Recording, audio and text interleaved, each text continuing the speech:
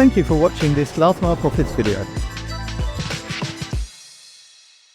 If you're about to buy parcel lockers, take a look at this video. It'll help you take account of the most important things you should look at. Last Mile Profits is brought to you by Parcel Pending by Quadient. Gary, do you have a bit of a sort of engineer in you somewhere? Well, I was a chemist originally, so there's a little bit of... Well, actually, I'm a little bit of an engineer now that I've bought my old cars and I'm sort of playing around and tinkering with them. But there is a reason I'm talking about this. Why am I talking about engineering? We talk a lot about carriers, we talk about parcels, we talk about processes, we talk about software, but we never talk about the machines, the physical machines that probably come into almost every video that we have made. So I'd like to talk a little bit about how can suppliers make sure that customers get the right machines with the right components, despite all the various supply shocks that we're seeing recently, not to mention the most recent one in the Middle East, at the same time where you have huge growth in demand. We've kind of alluded to it when we talked about the tariffs and all this sort of thing, how difficult is it going to be to get steel products into the US. But even at the moment, when there was a blockage in the Suez Canal, when we've had the block in Straits of Hormuz now, with oil not getting through, like every supply chain, the supply chain for these large physical metal boxes, could be risky at the minute. Well, let's talk a little bit about what our viewers, if they're about to sign a check for a large, checks have gone, haven't they? If they're about to sign a contract for a large number of lockers, what they should look for. Because actually, I think there are ways that you can protect yourself. So how about I kick off? Is that okay? Sure, go ahead. So I think, first of all, it's worth checking the credentials of your locker company. How long have they been around for? How many machines they've created? What their production facility is like. So, that's point one. But then there's something I think more important. It's something that I think is really, really critical. The smart operators will not just rely upon their own production, but they'll have various subcontracted options which give security both in terms of the geography, not to mention cost benefits, but also security, and also an ability to scale up. What's your view on that, Gary? Well, it sounds like common sense, but obviously with scale you get a lower price. So in some ways, the simple argument we will find the person with the biggest factory who's got the biggest capacity, and they're more likely to be able to offer the lowest price. And at the moment, most of those are in China.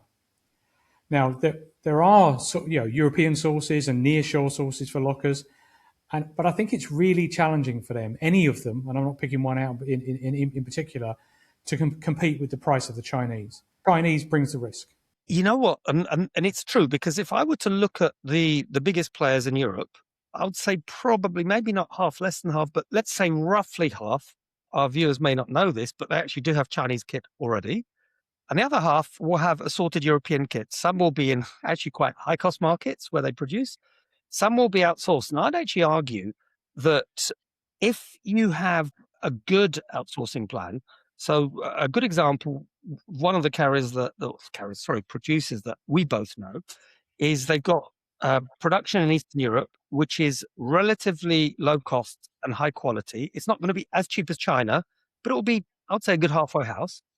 And then some production in Western Europe.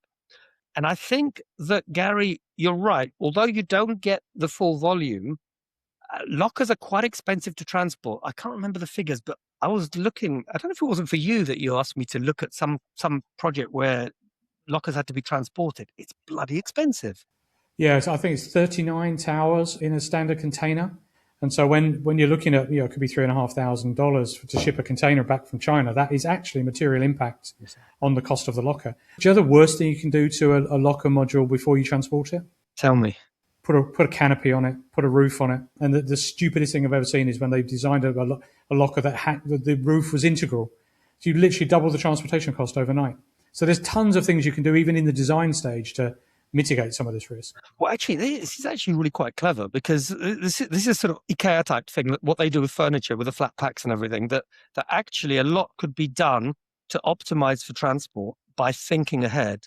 But I would still argue, on balance, that relatively low cost production in Central, South, Eastern Europe is still pretty good. But above all, my concern with the one big producer, China is a bit different because other than potential problems with transportation, I don't think anyone would doubt that production is not going to be an issue. But you could have within other markets, you have a big factory, something happens, production fails. So I'd be really uncomfortable Well, you've to have. also got the geopolitical risk. While one president's playing in the Middle East, another global leader could be looking across the China Sea at Taiwan and going, well, while they're busy over there, I could just nip here and sort that out. That is a good point. So I would say, Gary, on balance, that actually having production in a reasonably proximate place, in this case, I'm thinking other than the UK for EU, does have a lot of benefits. And you get, in a way, almost, maybe not all the benefits, but almost the best of both worlds, because you've got relatively low cost if you go to Eastern Europe and relatively high quality. Your transport costs are not too high. You split production among a few sites, which perhaps doesn't give you the full economy of scale, compensated a bit by lower costs in Central Eastern Europe.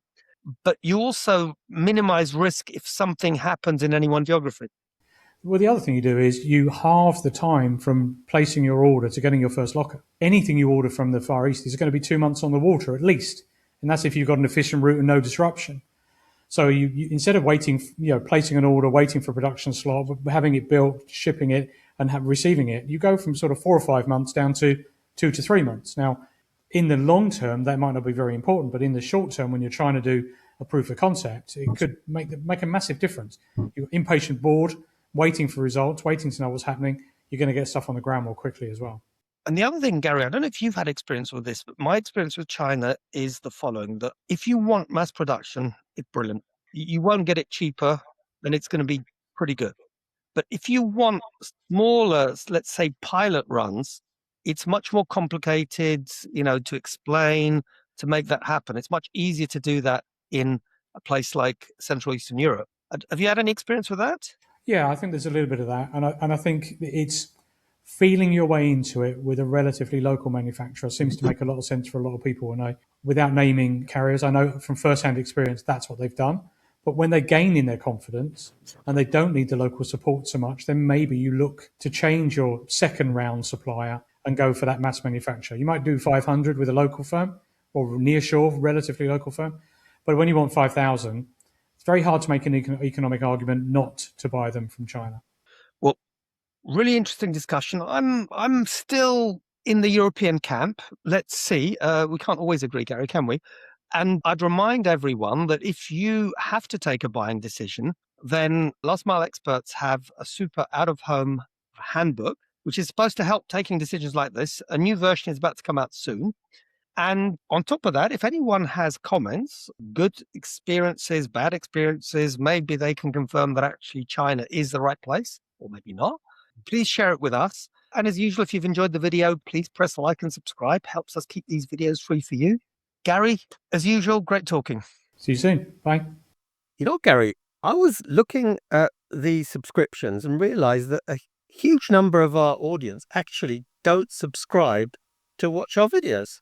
Really? That's outrageous. It's a bit like watching the BBC without your TV license. How can we keep it free if people aren't subscribing and letting us know they want more of this content? It's ridiculous. And on top of that, if they're not subscribed, they don't get information about the latest hot episode where you can make one of your witty jokes and we can talk about something that is really important for our industry. If I knew that a single act like that would make sure I got maximum time taking the mickey out of you, I'd be hitting subscribe in a heartbeat. Well, look, so here we have it. Please, everyone, if you haven't subscribed yet, this is your opportunity. Click right now. The button should be there, or maybe there. Do it now and have it done.